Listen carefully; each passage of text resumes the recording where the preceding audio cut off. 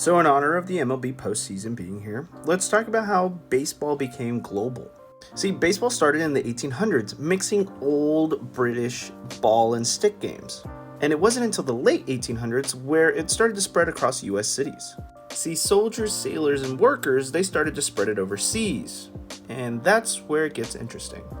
Cuba learned about baseball from students who studied abroad in the United States and brought it back home. And this became a cultural symbol for Cuba that symbolized freedom from Spanish rule. And Japan was introduced to baseball in the 1870s. And it grew so fast that by the 1930s, Japan was sending all-star teams to play against US teams. And in the Dominican Republic and Puerto Rico, sugar workers and US Marines brought the game over, and now it is their identity.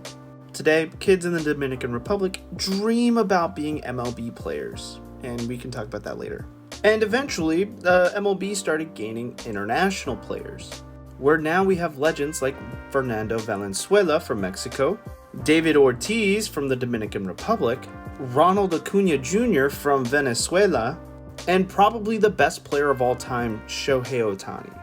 And it's not just Latin America and Japan anymore. Korea loves baseball. Taiwan sends very competitive Little League World Series teams every year. Recently, the Czech Republic competed in the World Baseball Classic. And even Australia is growing their own pro league. And we can't forget about the World Baseball Classic, the World Cup of baseball. Entire stadiums cheering on their team in different languages, loving every single minute, knowing that their team represents them.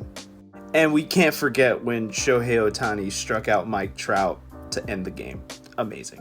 So yeah, baseball may have been born in the United States, but it is truly a global game. And that's why I believe that the World Series is the only true championship of the world, where the world's best of the best teams compete against each other.